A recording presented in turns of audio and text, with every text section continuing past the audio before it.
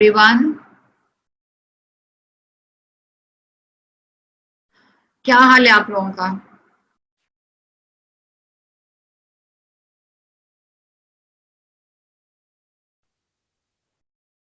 अच्छा। कुछ कुछ समझ में आया जो मैंने आपको कल पढ़ाया था? कोई क्वेश्चन तो नहीं regarding the topic which I discuss yesterday?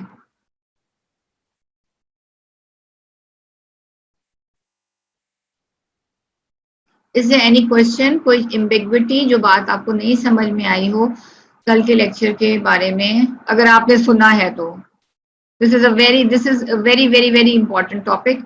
बराए मेहरबानी आप सुने और कंसंट्रेट करें इस लेक्चर के ऊपर।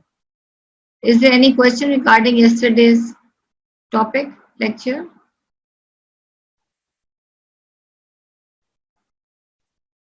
चले बताएं, नहीं तो फिर मैं आगे चलूं। सलाम के बाद गायब नहीं हो जाना आप लोगों ने।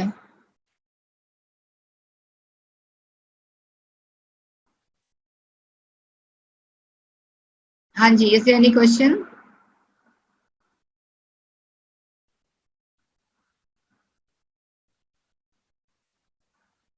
कोई क्वेश्चन नहीं है, सब कुछ समझ में आ गया, या तो सब कुछ समझ में आ गया या कुछ समझ में नहीं आया। हाँ, चलो ओके। अच्छा, तो बताओ कल मैंने क्या पढ़ाया था? कॉम्पनसेटेड शॉक क्या होता है? कौन बताएगा? What is compensated shock? चलो शाबाश, समन। समन जफर मुझे नजर आ रही है। बताओ बेटा, कुछ एनी आइडिया? अगर बंदा रोड ट्रैफिक एक्सीडेंट का है, he is bleeding, so how will his body respond?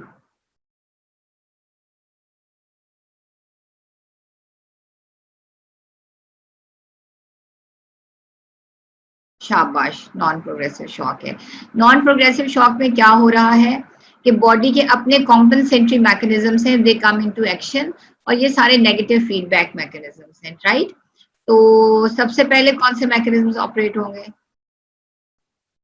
With in seconds. चलो विद इन सेकेंड्स आंसर आ जाए। यस, शाबाश, बिल्कुल, शॉक कैन बी रिकवर्ड। अब बताओ ना कैसे? विद इन सेकेंड्स कौन से सिस्टम एक्ट करेंगे? कौन से रिफ्लेक्सेस एक्ट करेंगे?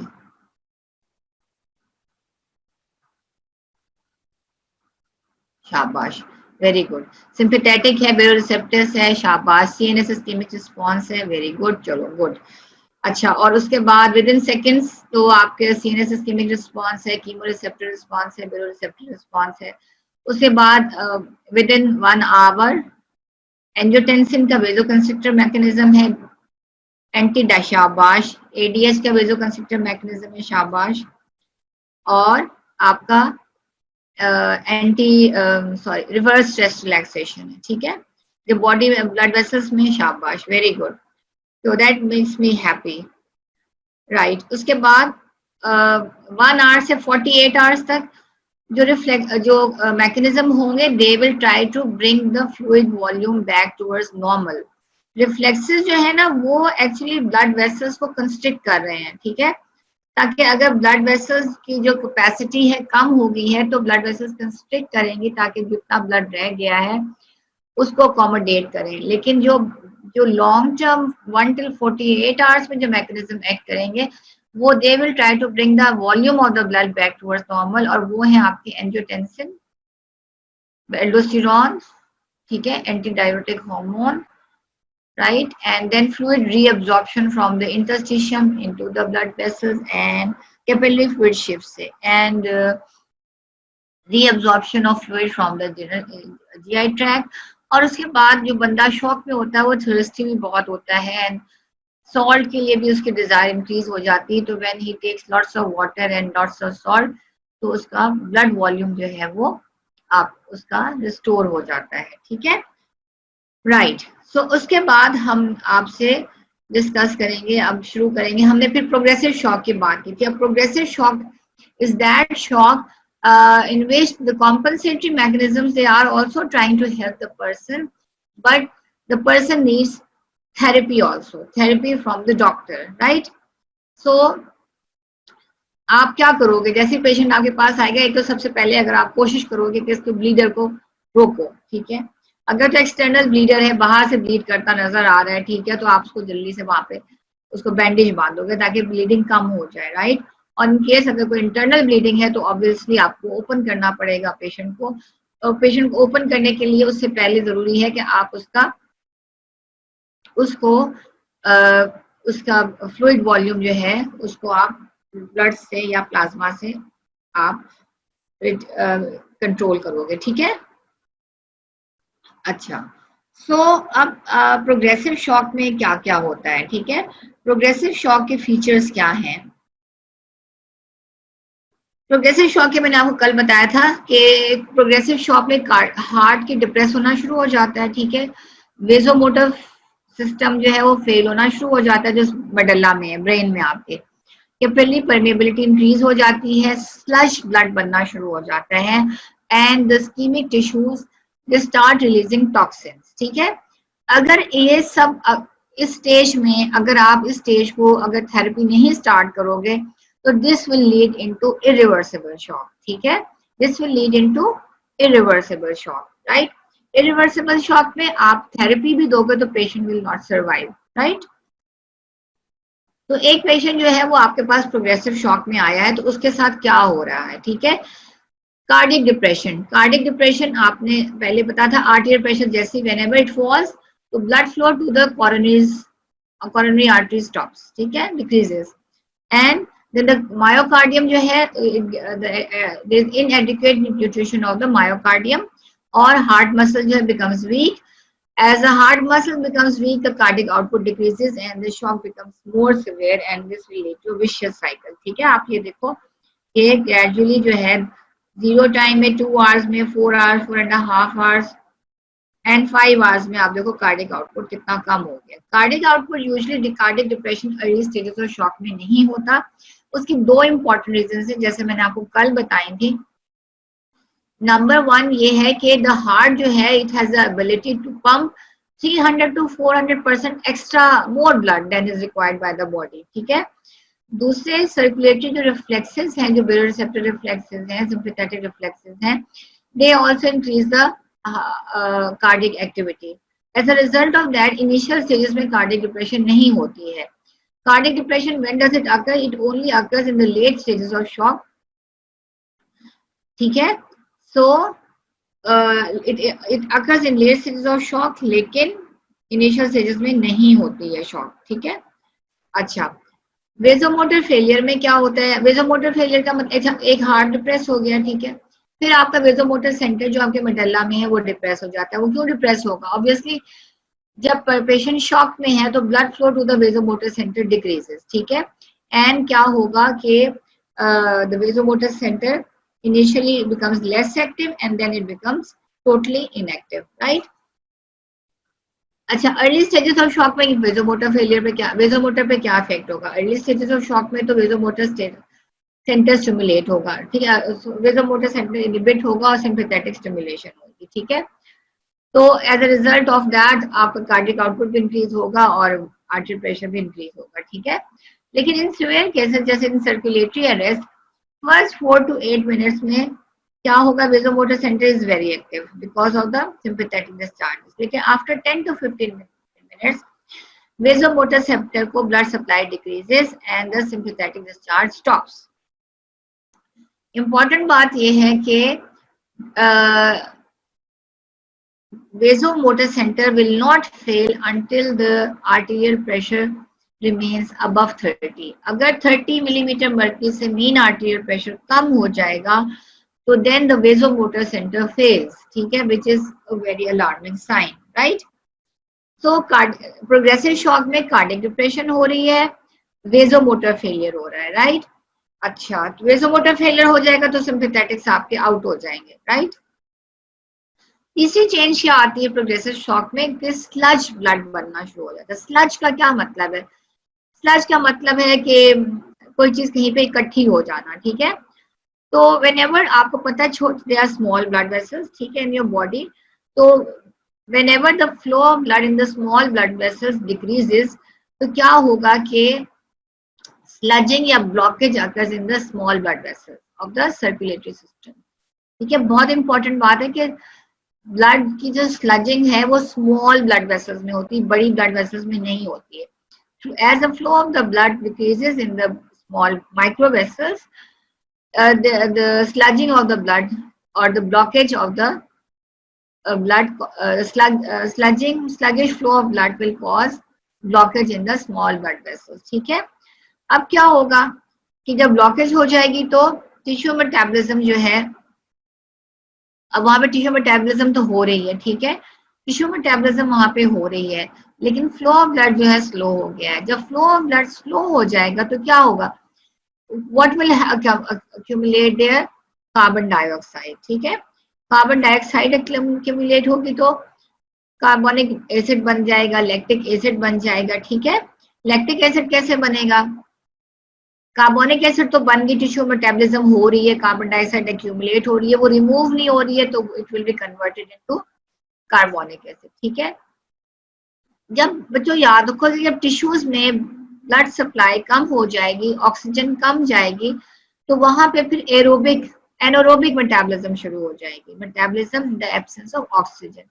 और याद रखो बच्चों, as you have done in biochemistry कि whenever there is anaerobic metabolism तो lactic acid will be formed. ठीक है, तो क्या है, whenever there is sludging of blood क्या है, blockage which is occurring in the small blood vessel due to slow flow of blood.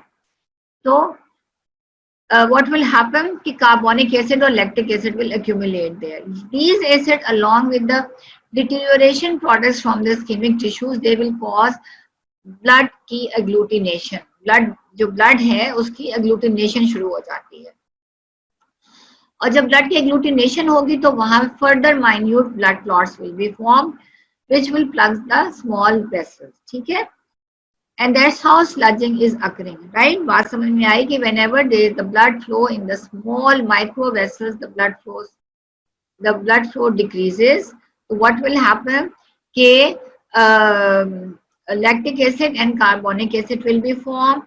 This lactic acid and carbonic acid along with the deterioration products from the ischemic tissues, ये मिल के क्या करेंगे, blood की agglutination कर देंगे. ठीक है, जब ब्लड की agglutination होगी तो small blood clots will be formed which will plug the small blood vessels, right?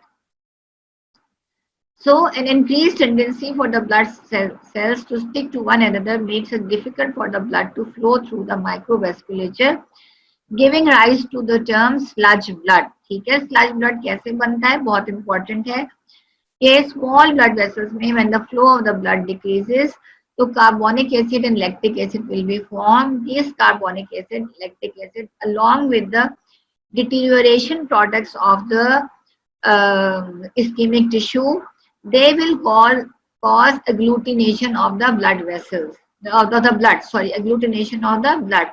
जब blood की agglutination होगी तो small blood clots will be formed, which will plug the small vessels. ठीक है, and this will result in complete stoppage of the flow of the blood in the tissues. ठीक है, okay. तो हमने बात कर ली कार्डियक डिप्रेशन होती है, इसमें प्रोग्रेसिव शॉक में हमने बात कर दी, वेसोमोटर फेलियर हो जाता है. नंबर 3, स्लज ब्लड बन जाता है. स्लज ब्लड की वजह से क्या हो रहा है कि स्मॉल क्लॉट्स बन रहे हैं स्मॉल ब्लड वेसल्स में which are preventing flow of blood into the tissues. ठीक है, अच्छा, चौथी क्या चीज होती है, cardiac heart is depressed by the endotoxin. अच्छा, अब क्या है कि आपका जब when the blood flow towards the intestines decreases, so what will happen कि जो ग्राम नेगेटिव बैक्टीरिया, आपके जो डेड ग्राम नेगेटिव बैक्टीरिया हैं इन द इंटेस्टाइन्स, उनमें से रिलीज होगी एंडोटॉक्सिन, राइट? अब ये जो एंडोटॉक्सिन है that will be absorbed in the blood, और जब वो ब्लड में एब्जॉर्ब होगी तो it will cause increase cellular metabolism, and जब सेलुलर मेटाबॉलिज्म इंक्रीज करेगी ये तो nutrition to the cells will decrease. ठीक है, हार्ट के सेल्स को न्यूट्रिशन की सप्लाई कम हो जाएगी, resulting in cardiac depression. So I repeat again कि हार्ट जो है वो डिप्रेस हो जाता है due to release of endotoxin. जो सेप्सिस शॉक में एंडोटॉक्सिन रिलीज होना शुरू हो जाती है from the dead negative bacteria which are present in the intestines. ये जो एंडोटॉक्सिन है वो क्या करेगी, whenever it will enter the blood तो it will increase the tissue metabolism, ठीक है। So the nutrition required by the heart will be decrease leading to cardiac depression, ठीक है। अच्छा, और क्या होता है?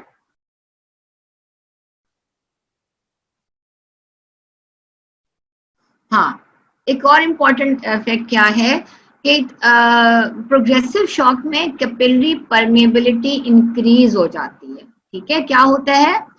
कैपिलरी परमेबिलिटी जो है इट इंक्रीजेस। कैसे भला? whenever blood flow to the capillary decreases तो क्या होगा? कैपिलरी हाइपोक्सिया हो जाएगा। कैपिलरी हाइपोक्सिया हो जाएगा तो इसका मतलब है कि कैपिलरीज में there is lack of nutrition and oxygen, right. अब जब लैक ऑफ न्यूट्रिशन और ऑक्सीजन होगी तो व्हाट विल हैपन के परमेबिलिटी जो कैपिलरीज की है वो इंक्रीज हो जाएगी, ठीक है। और व्हाट विल हैपन के फ्लूइड जो है it will start moving from the capillaries into the tissues, ठीक है। तो जैसे फ्लूइड जो है कैपिलरीज में ज्यादा टिश्यूज के अंदर मूव करेगा तो this will decrease the blood volume, ठीक है।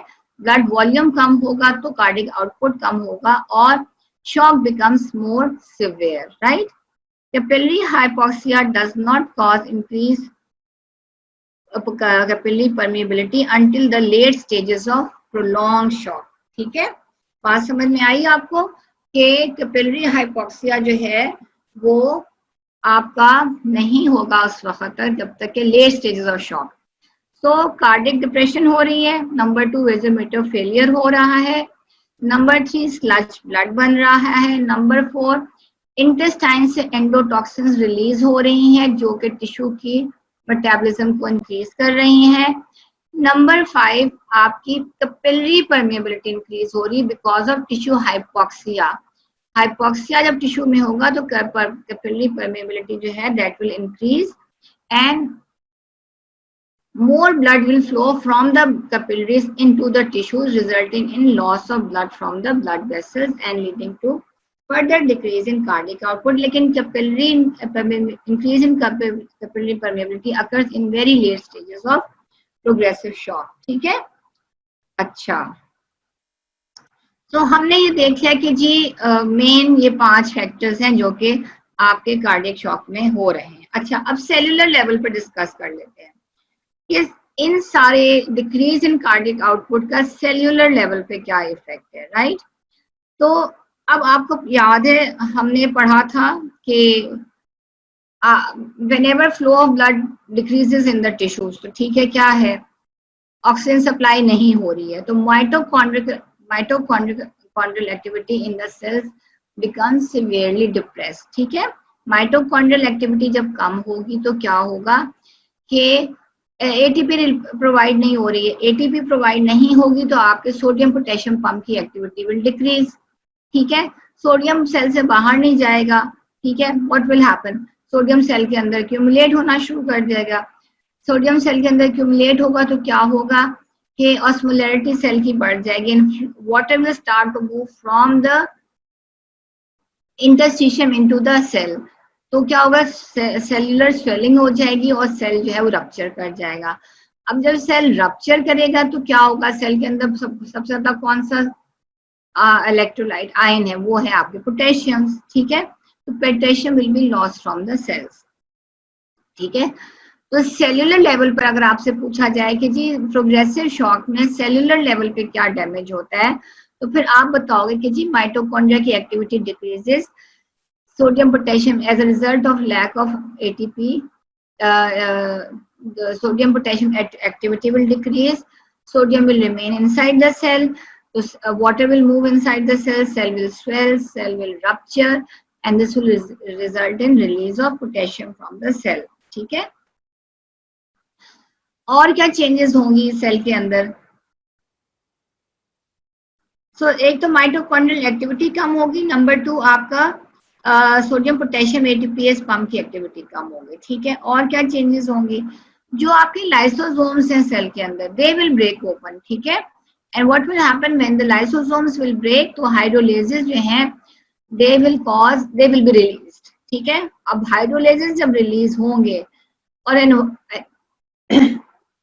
एनवायरमेंट ऑलरेडी आपकी एसिडिक है, तो hydrolases they will start hydrolysing your normal tissues.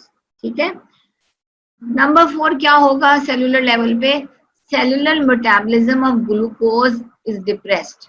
ठीक है। In late stages of shock glucose की मेटाबॉलिज्म डिप्रेस हो जाती है। ठीक है, due to 100% depression of the action of insulin. ठीक है।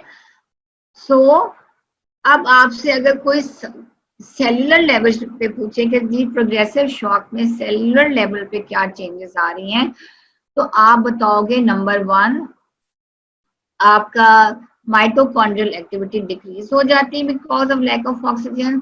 नंबर 2 आप बताओगे कि sodium potassium ATPase activity increase decrease हो जाती है, resulting in swelling of the cell and the rupture of cell followed by release of potassium ions. Number 3 आप बताओगे जो लाइसोसोम सेल के अंदर पड़े हुए हैं they break open and they release their hydrolases. सोच लोगे हाइड्रोलेजेस रिलीज होंगे तो क्या होगा टिश्यूज के साथ। नंबर 4 इंपॉर्टेंट बात यह है कि जो सेलुलर मेटाबॉलिज्म जो इंसुलिन कर रही है टिश्यूज में वो डिप्रेस हो जाती है। ठीक है, सिवियरली डिप्रेस हो जाती है। राइट, तो ये जनाब आपके 4 इफेक्ट्स हैं जो सेलुलर लेवल पे डिटोरिएशन कर रहे हैं प्रोग्रेसिव शॉक में। राइट, ऑलराइट, एक ग्राफ था वो किधर गया, हाँ अभी आएगा। अच्छा, अब ये जो सेलुलर लेवल पे जब डैमेज होता है तो टिश्यूज के साथ क्या होता है। ठीक है, टिश्यूज आपके सारे जो वाइटल ऑर्गन्स है वो अफेक्ट हो जाएंगे। तो पैची नेक्रोसिस होती है टिश्यूज की, पैचेस में कुछ एरिया नॉर्मल होता है, कुछ एरिया जो है वो डैमेज होता है, कुछ एरिया नॉर्मल होता है, कुछ एरिया डैमेज होता है। जहां पे तो ब्लड वेसल्स ज्यादा हैं वो एरिया नॉर्मल रह जाता है, जो एरिया ब्लड वेसल से दूर होगा ना, वो आर्टेरियल एंड से दूर होगा, वो डैमेज हो जाएगा। ठीक है, तो जिन एरियाज की ब्लड सप्लाई अच्छी है वो एरियाज नॉर्मल रह जाएंगे, एंड जिन एरिया से ब्लड सप्लाई पुअर है वो वहां पे नेक्रोसिस हो जाएगी। इसीलिए हम कहते हैं कि शॉक में पैची नेक्रोसिस हो जाती है टिश्यूज की। ठीक है, अब सारे जो वाइटल ऑर्गन्स हैं वो आपके डिप्रेस हो जाएंगे। लिवर क्या है, लिवर का मेटाबॉलिक डिटॉक्सिफिकेशन फंक्शन डिप्रेस हो जाएगा। किडनी में जो क्या है, किडनी में किडनी फेलियर हो जाएगा और यूरेमिक डेथ हो जाएगी। लंग्स अगर इफेक्ट हो जाएंगे तो पल्मोनरी एडिमा हो जाएगा, पुअर परमिएबिलिटी कैपेबिलिटी हो जाएगी। ठीक है, लंग शॉक सिंड्रोम हो जाएगा। ठीक है, रेस्पिरेटरी डिस्ट्रेस हो जाएगा। हार्ट में क्या है, हार्ट की डिक्रीज पंपिंग एबिलिटी हो जाएगी। ब्रेन को क्या है, ब्रेन का depression of vasomotor centre will occur. ठीक है, ये आपके सारे जो इंपॉर्टेंट वाइटल ऑर्गन्स हैं ये सारे शॉक की वजह से जो है इफेक्ट हो जाएंगे। तो आपकी शॉक की डेफिनेशन भी क्या थी। ठीक है, कि शॉक में क्या है कि आपकी न्यूट्रिएंट्स की सप्लाई और ऑक्सीजन की सप्लाई टू वाइटल ऑर्गन्स जो है वो हिंडर होती है। Right, as a result of this all the important organs vital organs हैं they go into failure। और वहां से दूसरी इंपॉर्टेंट बात क्या होती है कि वेस्ट जो है वो रिमूव नहीं हो रहे होते हैं, वेस्ट इकट्ठे हो रहे होते हैं और न्यूट्रिएंट सप्लाई नहीं हो रहे होते हैं। ठीक है, अच्छा एक और बहुत इम्पोर्टेंट जो इफेक्ट है जो आपके शॉक प्रोग्रेसिव शॉक में क्या होता है कि पेशेंट जो है acid he goes into acidosis.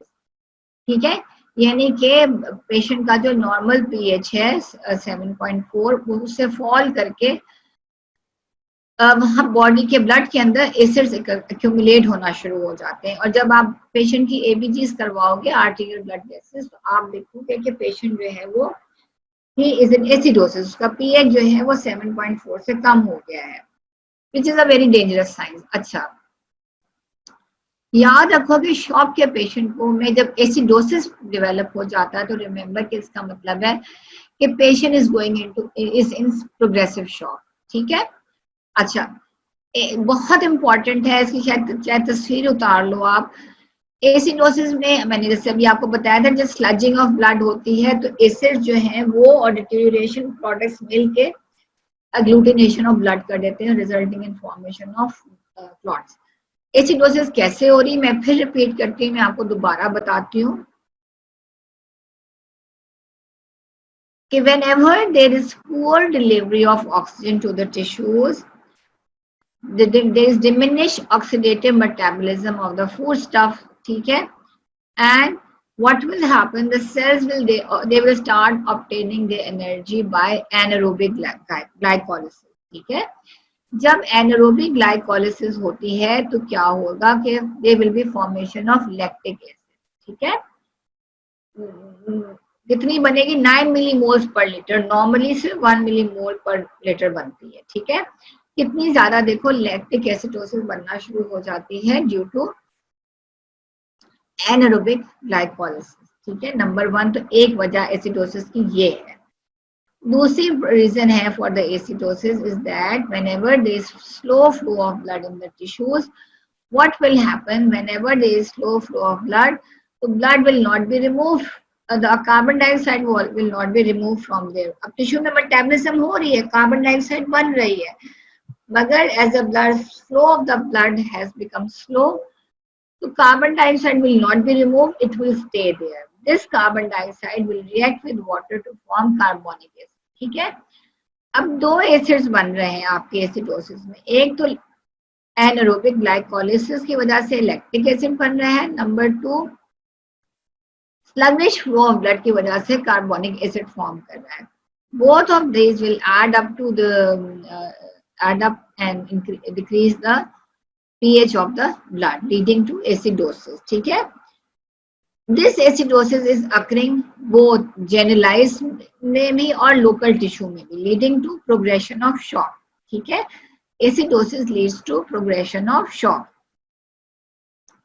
Lactic acid जो है वो डिप्रेस करते हैं मायोकार्डियम को, पेरिफेरल वेस्कुलेचर की responsiveness to catecholamines and may become severe enough to cause coma, ठीक है। लैक्टिक एसिड क्या कर रहा है, लैक्टिक एसिड जो है वो आपके हार्ट के मायोकार्डियम को डिप्रेस करता है। फिर जो आपके नॉर्मली जो ब्लड वेसल्स हैं जो कि टोनिकली कॉन्ट्रैक्टेड स्टेट में रहती हैं ड्यू टू द कैटाकोलामीन्स, वो रिस्पॉन्स टू कैटाकोलामीन को कम कर देता है, तो as a result of that blood vessels dilate कर जाती हैं, ठीक है। And this is so severe कि इट लीड्स टू कोमा, ठीक है। एसिडोसिस जो है, अगर आपने पेशेंट की शॉक में आपके पास आया है, आपने आर्टेरियल ब्लड गैसेस कराई हैं, तो एसिडोसिस जो है वो that is a dangerous sign because it might lead to coma. अच्छा, ये एक ग्राफ आपका बना हुआ है, एक जल्दी से नजर दौड़ा देते हैं। ये सारा वही ब्रीफ रिव्यू है जो मैंने आपको अभी तक प्रोग्रेसिव शॉक के बारे में बताया है, ठीक है। So there is decrease in cardiac, अच्छा कार्डियक डिप्रेशन हुई, मायोकार्डियल डिप्रेशन हो गई है, ठीक है। So cardiac output decrease हो गया है, which will result in decrease in arterial pressure. Decrease in arterial pressure से what will happen? Flow of the blood towards the tissues will decrease, ठीक है। अब what will happen when flow of the blood, systemic blood decreases? What will happen? Cardiac nutrition will decrease, ठीक है। Nutrition of the tissues will decrease, फिर क्या है? And whenever there is slow flow of blood, तो क्या होगा? Intravascular clotting यानी कि sludging of blood हो जाए, ठीक है। अच्छा, अब क्या है कि जब आपके टिश्यू से न्यूट्रिशन कम हो जाएगी तो what will happen, decrease nutrition of the brain होगी, decrease nutrition of the vascular system होगा एंड डिक्रीज न्यूट्रिशन की वजह से टिश्यू इस्कीमिया हो जाए। अब पहले देख लेते हैं कि जी ब्रेन को जब न्यूट्रिशन कम जा रही है तो what will happen, decrease vasomotor activity हो जाएगी, वेजोमोटर एक्टिविटी डिक्रीज हो जाएगी यानी कि वेजोमोटर फेलियर हो जाएगा। तो क्या होगा, वेजोमोटर जो है आपके ब्लड वेसल्स को टोनिकली कंट्रैक्टेड रखता है। जब वेजोमोटर फेलियर हो जाएगा तो आपकी ब्लड वेसल्स कंट्रैक्शन के बजाय they will go into vasodilation, ठीक है। जब वेजोडाइलेशन हो जाएगी तो वीनस पूलिंग ऑफ ब्लड होगा। जब वीनस पूलिंग ऑफ ब्लड होगा तो क्या होगा, venous return will decrease, venous return will decrease तो cardiac output will also decrease, ठीक है। तो The nutrition of the brain, when it decreases, vasomotor activity will decrease, vascular dilatation, venous pooling of blood, leading to decrease in oxygen and decrease in cardiac output. अब आपकी अगर vascular system की nutrition कम हो जाएगी, ठीक है, vascular system की अगर न्यूट्रिशन कम हो जाएगी तो दो इफेक्ट्स होंगे। एक तो कैपिलरी परमेबिलिटी इंक्रीज हो जाएगी, नंबर टू आपकी वेस्कुलर डायलेशन हो जाएगी, ठीक है। कैपिलरी परमेबिलिटी इंक्रीज हो जाएगी तो क्या होगा, blood will flow out from the capillaries into the tissues leading to decrease in blood volume. Decrease in blood volume होगा तो decrease in venous return and decrease in cardiac output. और क्या होगा कि जब वेसल्स की न्यूट्रिशन कम हो जाएगी, यानी ऑक्सीजन न्यूट्रिशन नहीं जाएगी, तो वेस्कुलर डायलेशन होएगी, वीनस पूलिंग होएगी and venous return will decrease leading to decrease in cardiac output, ठीक है। अच्छा,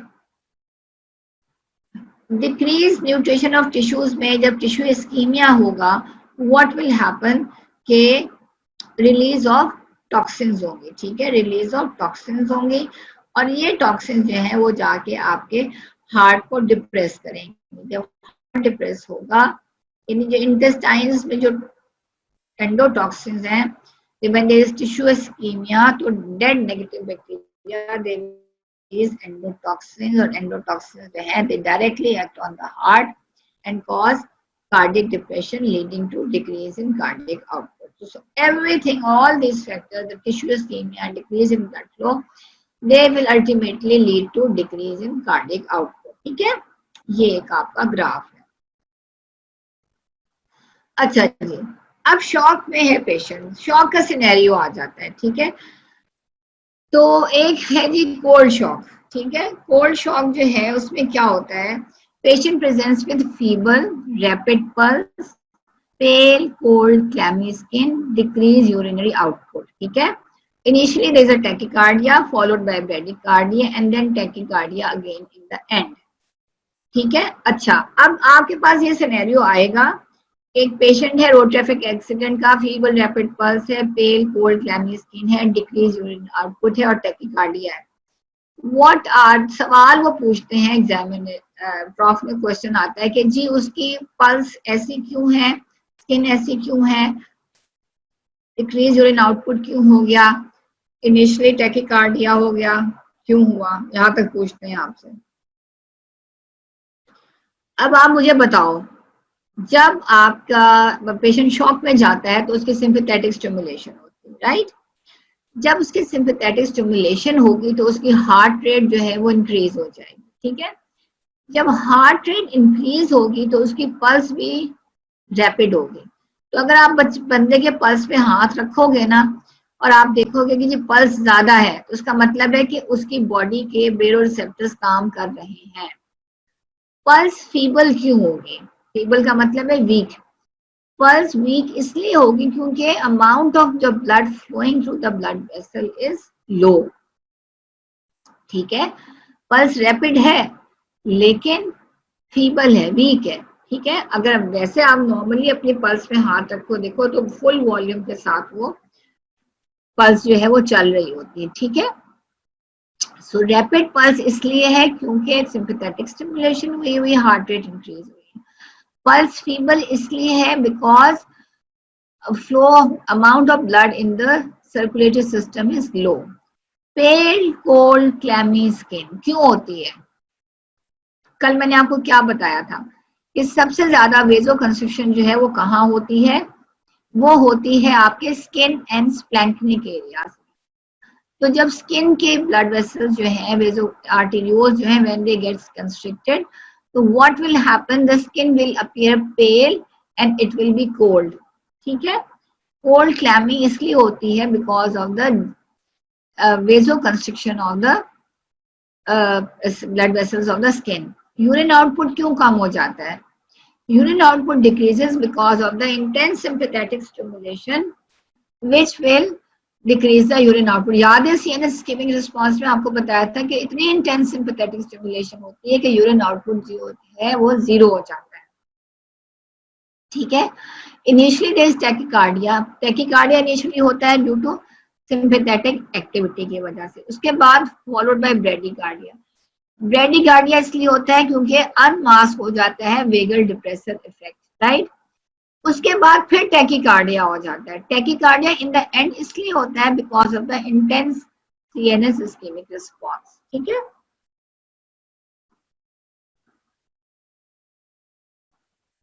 अच्छा, अच्छा वो ये कहता है कि ये जो शॉक है ना,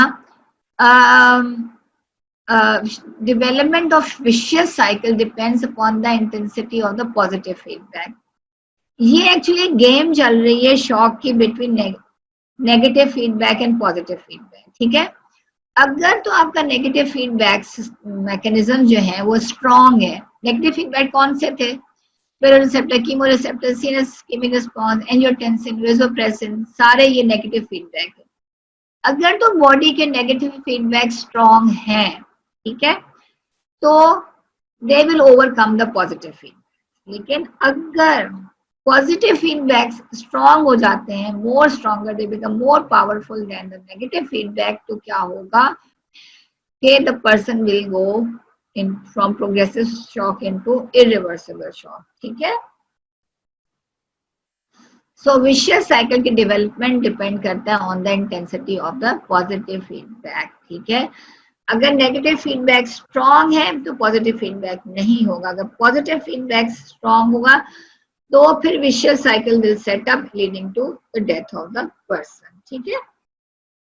सो अच्छा, फिर वो ये कहता है कि क्रिटिकल लेवल होता है कार्डियक आउटपुट का, ठीक है, above which patient will recover and below which patient will not recover, he will die, ठीक है। सो एक सर्टेन कार्डियक आउटपुट के लेवल पे, जैसे उसने कहा था कि सर्टेन आर्टीरियल प्रेशर के लेवल पे, अमाउंट ऑफ ब्लड लॉस के ऊपर डिपेंड करता है डेथ। अगर उससे ऊपर चला गया तो फिर पर्सन विल डाई, अगर उससे कम रहा तो पर्सन विल सर्वाइव, ठीक है। अच्छा, फिर अच्छा एक बहुत इंटरेस्टिंग बात वो ये भी इसने ग्राफ दिखाया है, ये देखो। वो ये कहता है कि ये देखो एक बंदा है, उसका 100 mg आर्टेरियल प्रेशर था, उसको हेमरेज हुआ, उसका आर्टेरियल प्रेशर फॉल कर गया, ठीक है, और उसके बाद वो इरिवर्सिबल शॉक में चला गया, ठीक है। अब वो इरिवर्सिबल शॉक में, ठीक है।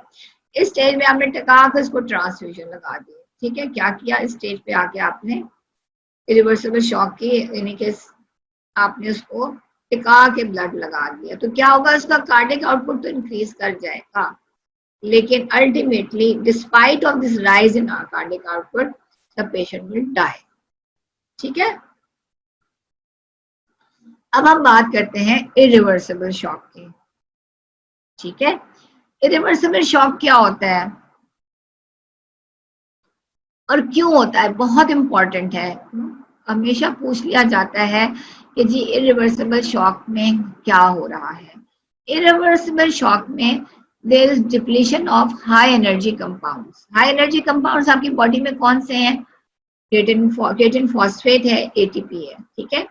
एटीपी जो है और creatine phosphate is broken down into ADP and AMP, ठीक है। एडीपी और एएमपी फिर further breaks down into adenosine, ठीक है। This adenosine is converted into uric acid, ठीक है। Now this uric acid जो है it cannot go back into the cells to reform the adenosine phosphate system, ठीक है। और न्यू adenosine को सिंथेसाइज करने में टाइम लगता है, at least only 2% is formed in 1 hour, right?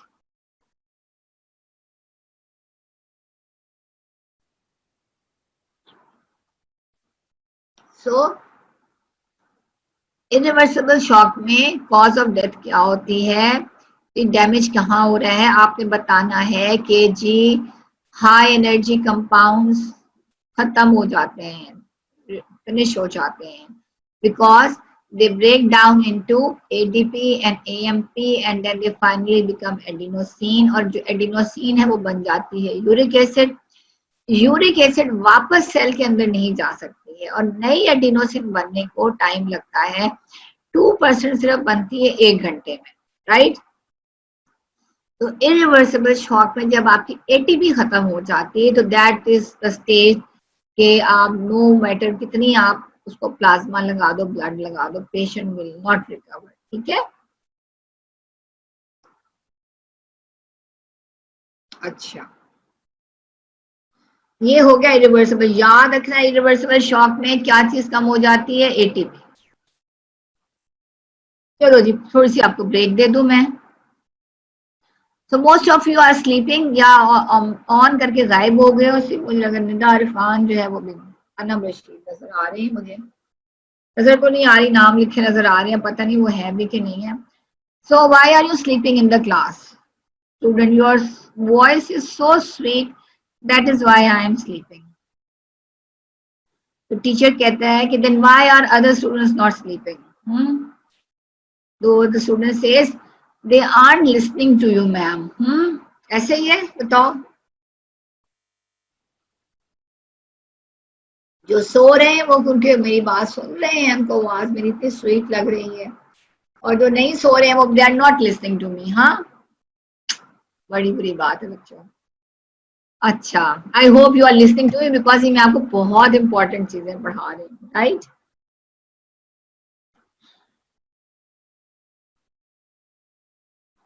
चलो जी, अब हम अकॉर्डिंग टू कॉजेस हम क्लासिफाई करते हैं शॉक को। हाइपोवोलेमिक शॉक है, वेजोजेनिक शॉक है, कार्डियोजेनिक शॉक है और ऑब्स्ट्रक्टिव शॉक। ठीक है, अब हम इनको वन बाय वन डिस्कस करेंगे कि हाइपोवोलेमिक शॉक में क्या होता है। हाइपोवोलेमिक शॉक जो है, as the name indicates, it occurs due to low blood volume resulting in decrease in cardiac output. ठीक है, सबसे important most common cause hypovolaemic shock की है is hemorrhagic shock which occurs due to internal or external blood loss due to ruptured blood vessels. ठीक है, then there comes dehydration shock. dehydration shock भी जो है वो hypovolemic shock होता है। dehydration में क्या है? circulatory blood volume decreases due to dehydration as in vomiting, diarrhea, burns. ठीक है, कार्डियोजेनिक शॉक में क्या होता है? कार्डियोजेनिक शॉक आपको पता है कि अगर the pumping ability of the heart decreases due to any cardiac abnormality. And what are those cardiac abnormalities? They are myocardial infarction, cardiac arrhythmias, congestive cardiac failure या valvular dysfunction। तो ये है आपका कार्डियोजेनिक शॉक। ठीक है, फिर आपका आ जाता है जी वेजोजेनिक शॉक। ठीक है, वेजो का क्या मतलब है? Blood vessels. तो there is something wrong with the blood vessels. Vasogenic shock में क्या है? मैसिव वेजोडायलेशन हो जाती है, ब्लड वेसल जो है सारी आपकी डायलेट कर जाती है। Inhibition of vasomotor. अच्छा, उसमें कौन कौन सी शॉक्स है? न्यूरोजेनिक शॉक है, एनाफाइलेक्टिक शॉक है, सेप्टिसिमिक शॉक है एंड ट्रोमेटिक शॉक है। ठीक है, इन सबको डिस्कस करेंगे वन बाय वन। ठीक है, बस ये आपको पता होना है, वेजोजेनिक शॉक में न्यूरोजेनिक शॉक है, एनाफाइलेक्टिक शॉक है, सेप्टिसिमिक शॉक है एंड ट्रोमेटिक शॉक है। ये हम सब आपसे डिस्कस करेंगे।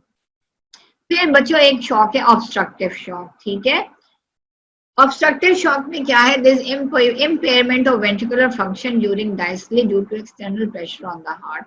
अब हार्ट के ऊपर कोई एक्सटर्नल प्रेशर है, वो क्या हो सकता है एक्सटर्नल प्रेशर? कि या तो हार्ट के इर्द गिर्द ब्लड जमा हो गया, ठीक है, कोई थॉरेक्स में इंजरी हुई है, ब्लड वेसल्स थॉरेक्स के ब्लीड कर रही हैं, तो ब्लड इंक्रीज हो गया अराउंड द हार्ट, तो this is called cardiac tamponade, pericardial tamponade, massive bleeding into pericardium which will exert external pressure on the heart. Number 2, pulmonary embolism. Pulmonary embolism में क्या है? There is embolism in the pulmonary vein, so the blood is not reaching the heart, right? This is called obstructive shock. अच्छा, अब हम one by one सारे shocks को discuss करते हैं। हाइपोवोलेमिक शॉक, ठीक है, हाइपोवोलेमिक। हेमरेजिक शॉक तो हमने डिस्कस कर दिया, due to loss of blood. ठीक है, कोई भी ब्लड वेसल अगर रप्चर होती है, इंटरनल ब्लड वेसल या ओपन वुंड इंजरी है, तो that is haemorrhagic shock. Hypovolaemic shock cause by plasma loss. पहले हमने ब्लड लॉस की वजह से हाइपोवोलेमिक शॉक पढ़ा था, अब हम डिस्कस करेंगे hypovolaemic shock cause by plasma loss. Plasma loss कब कब होता है? इंटेस्टाइनल ऑब्स्ट्रक्शन में, ठीक है, बर्न्स में। अब जब इंटेस्टाइन ऑब्स्ट्रक्ट होती है तो क्या होता है? कि फ्लो ऑफ ब्लड जो है वो ऑब्स्ट्रक्ट हो जाता है, तो blood starts Ojing from the capillaries into the surroundings. ठीक है। बर्न्स में क्या होता है, जो स्किन है वो आपकी प्रिवेंट कर रही है लॉस ऑफ फ्लूइड को फ्रॉम द बॉडी। जब बर्न्स होते हैं तो क्या होगा कि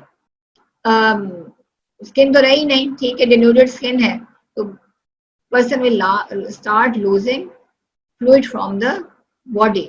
बहुत इंपॉर्टेंट है बर्न्स के पेशेंट में, जो आपने उसकी स्किन को तो बचाना ही है इन्फेक्शन से, क्योंकि एक्सपोज हो गई है स्किन। दूसरी बहुत इंपॉर्टेंट चीज जो है वो आपने उसके कैलकुलेटेड अमाउंट आपने उसको प्लाज्मा लगाना है या उसको आपने ब्लड लगाना है, नहीं तो पर्सन सेप्टिसीमिया से तो नहीं मरेगा infection of the skin wound से, वो डिहाइड्रेशन से मर जाएगा। ठीक है। सो तीसरी रीजन है डिहाइड्रेशन। डिहाइड्रेशन कब होती है, loss of fluid from all the fluid compartments.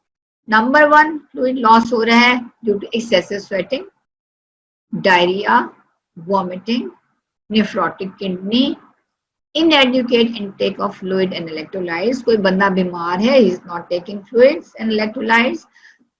Number 5 destruction of adrenal cortex, loss of aldosterone secretion and consequent failure of the kidneys to reabsorb sodium chloride in water। ठीक है। ये सारी चीजें जो हैं they lead to dehydration। क्या क्या है, प्लाज्मा लॉस हो रहा है इंटेस्टाइनल ऑब्स्ट्रक्शन से, बर्न से, डिहाइड्रेशन से। ठीक है। इसमें क्या होता है, सारे फ्लूइड कंपार्टमेंट से द पर्सन लूजेस वाटर।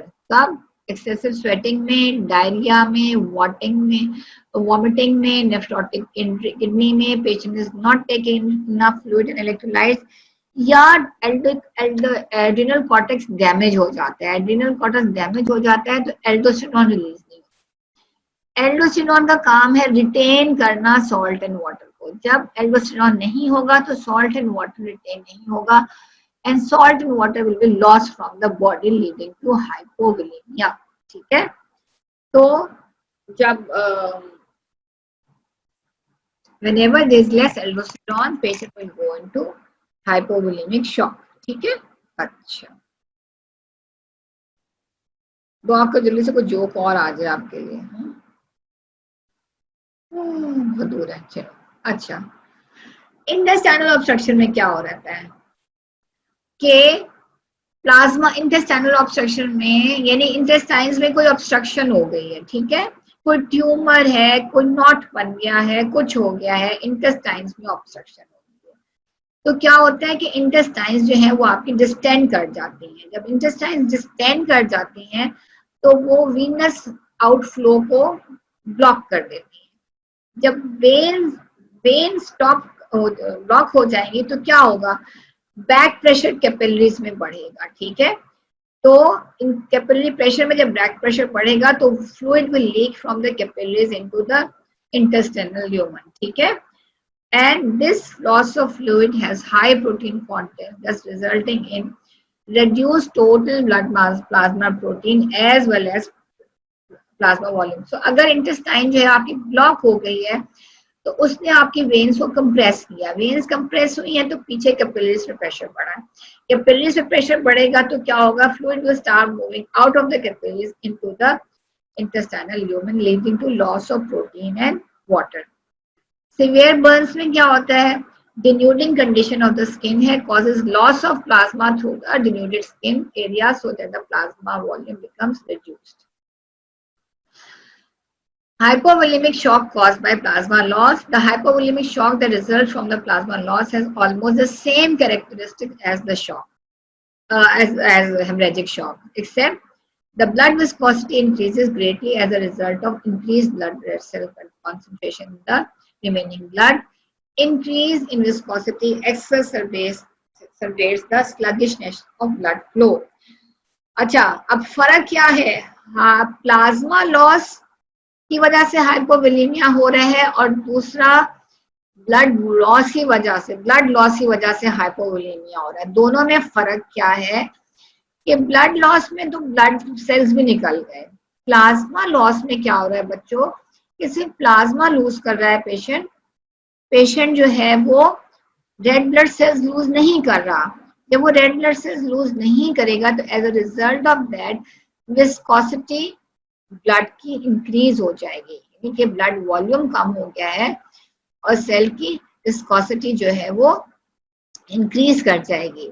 ये मेन डिफरेंस है hypovolaemic shock cause by plasma loss and blood loss. Blood loss में विस्कोसिटी इफेक्ट नहीं होगी क्योंकि ब्लड सेल्स भी निकल रहे हैं बॉडी से। प्लाज्मा लॉस में आपकी विस्कोसिटी जो है वो इंक्रीज कर जाती है क्योंकि ब्लड सेल्स तो नहीं लूज कर रहा बंदा, वो सिर्फ प्लाज्मा लूज कर रहा है, तो इसमें स्लगिशनेस ऑफ ब्लड फ्लो ज्यादा होता है। ठीक है, अच्छा फिर वही बात, ये तो डिहाइड्रेशन हमने पढ़ ली कि डिहाइड्रेशन में loss of fluid from all the compartments, excessive sweating, diarrhoea, vomiting, loss of fluid by kidneys, inadequate intake and आपका लॉस ऑफ एल्डोस्टेरोन। ठीक है, अच्छा hypovolaemia which is caused by trauma. तो ट्रॉमा में क्या है, ट्रॉमा में एक तो है कि जी आपकी ब्लड वेसल्स डैमेज हो गई हैं, हाँ राइट, तो यू आर लूजिंग ब्लड। ठीक है, एक्सटर्नल ब्लड वेसल्स है, internal blood vessel, you are losing blood. ठीक है, समटाइम्स क्या होता है extensive contusions of the body can damage the capillaries sufficiently to allow excessive loss of plasma into the tissue. This results in greatly reduced plasma volume, which result in hypovolemic shock. Greatly reduced plasma volume will result in hypovolemic shock, role of toxins, neurogenic vasodilation of the blood vessel. अच्छा, एक तो बेटा hypovolemic shock होता है ना due to haemorrhage, blood vessel cut गई। ठीक है, इंटरनल कट गई, एक्सटर्नल कट गई, ब्लड लॉस इंटरनली हो रहा है, एक्सटर्नली हो रहा है, उसमें आप पूरा का पूरा ब्लड लूज कर रहे हैं। एक हाइपोवोलेमिक शॉक जिसमें यू आर लूजिंग प्लाज्मा, वो भी that is also cause by trauma. अच्छा, कंफ्यूजन क्या होती है? कंफ्यूजन का मतलब होता है कि जब आप फोरेंसिक मेडिसिन पढ़ोगे तो लेट से किसी को किसी ने अगर लेट से डंडों से मारा है, ठीक है राइट, इंजरी कैसी है, किसी ने किसी को डंडों से मारा है, ठीक है, उसमें क्या हुआ है कि बड़ी ब्लड वेसल डैमेज नहीं हुई है, उसमें जो कंफ्यूजन की वजह से आपकी जो कैपिलरीज हैं वो डैमेज हो जाती हैं। ठीक है, जब कैपिलरीज डैमेज होती हैं तो डैमेज कैपिलरी से प्लाज्मा लीक करता है इनटू द टिश्यूज। अब जब वो प्लाज्मा लीक करता है इन द टिश्यूज तो this will result in hypovolaemic shock. अब वजह वो क्या कहते हैं, क्या वजह हो सकती है, क्यों हो रहा है plasma volume? Yes, blood vessel capillaries damage हुई हैं तो प्लाज्मा लूज कर रही है कैपिलरीज। उसकी कहता है वो दो रीजन हो सकती हैं, एक तो मे बी रोल ऑफ कोई टॉक्सिन्स है जो कैपिलरीज की परमेबिलिटी को इंक्रीज कर देता है, दूसरे वो कहते हैं could be neurogenic vasodilation of the blood vessels. ठीक है, so I will stop here and let's talk, हाँ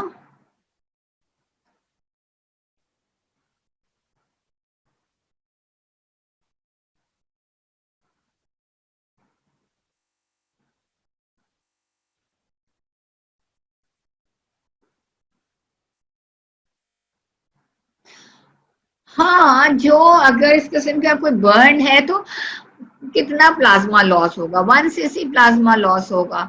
ठीक है, बर्न जो है ना बेटा, जब बहुत ये बच्चों को जी अनम्यूट कर दें प्लीज, बस बेटा बच्चों को अनम्यूट कर दें।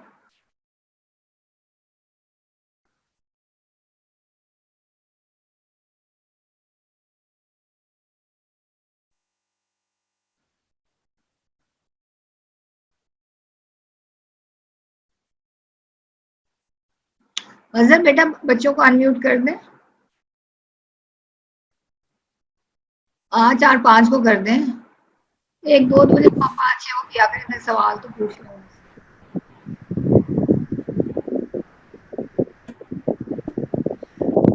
जी बच्चों, कुछ समझ में आया आपको?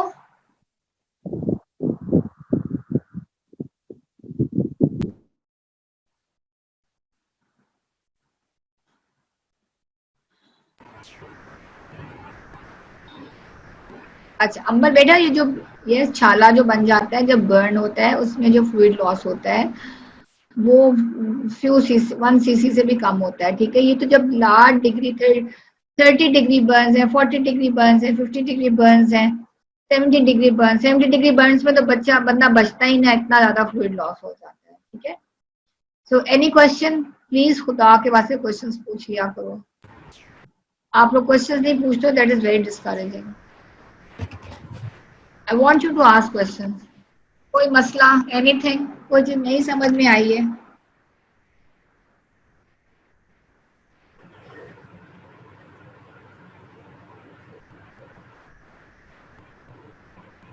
ये चैप्टर बहुत इंपॉर्टेंट है और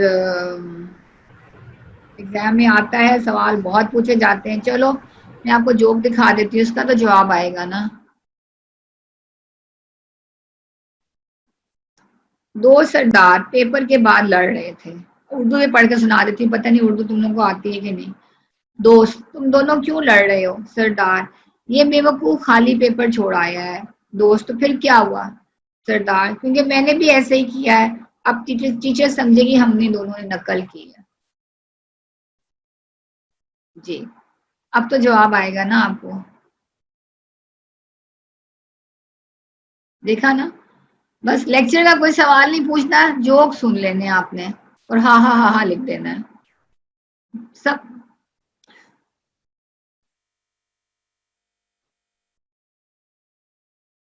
अच्छा चलो बताओ, मैंने क्या पढ़ाया तुम लोगों को आज? हाँ, चलो बता दो क्या पढ़ाया है। इरिवर्सिबल शॉक की क्या वजह होती है, क्या हो जाता है?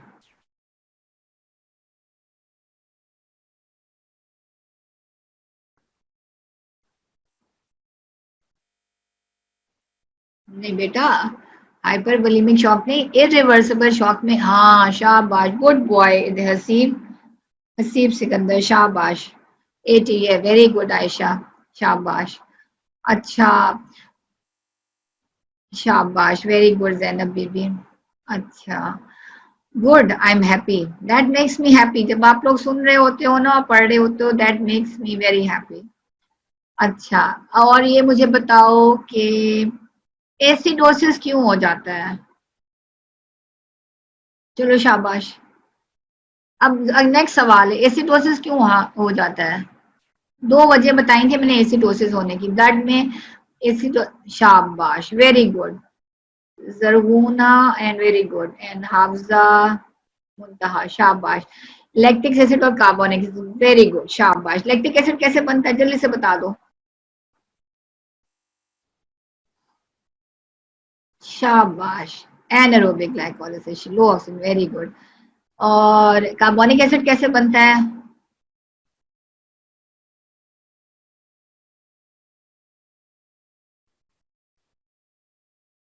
हाँ ठीक है, बिल्कुल एनारोबिक। शाबाश शाबाश, very good, I feel so happy, very good. और जब ये जब ये लैक्टिक एसिड ज्यादा हो जाते हैं, एसिड ज्यादा हो जाते हैं और इस्कीमिक प्रोडक्ट्स भी ज्यादा हो जाते हैं, तो वो दोनों मिलके क्या करेंगे ब्लड को? शाबाश, वेरी गुड। ब्लड को ये दोनों मिलके क्या करेंगे? इस्कीमिक प्रोडक्ट्स और एसिड्स मिलके ब्लड को क्या करेंगे? कोएगुलेट कर देंगे ब्लड को, एग्लूटिनेट कर देंगे, तो ब्लड क्लॉट्स फॉर्म हो जाएंगे। कहाँ? स्मॉल ब्लड वेसल्स में, ठीक है। चलो शाबाश, very good, thank you very much, खुदा हाफिज।